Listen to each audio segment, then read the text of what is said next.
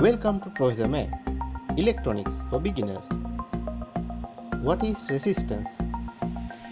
Electrical resistance is opposition to the flow of current in an electric circuit. That means opposition to the flow of electrons. Resistance is similar to mechanical friction. When we rub our hands together, it generates heat due to friction. In the same way, resistance goes to dissipate electrical energy as heat. Metals can be regarded as a lattice of positively charged metal ions. Those ions are surrounded by mobile electrons that are not bounded to any particular metal nucleus.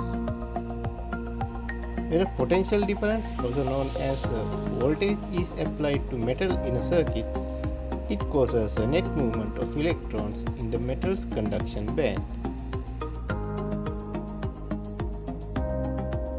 An ohm is a unit of electrical resistance seen between 2 points.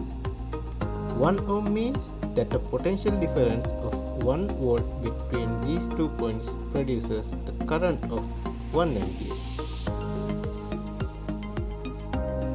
Let's have a more closer look. The blue sphere is an atom in a metal lattice. Electrons collide with the atom and this collision slows down atom speed. And as a result of collision, heat is generated.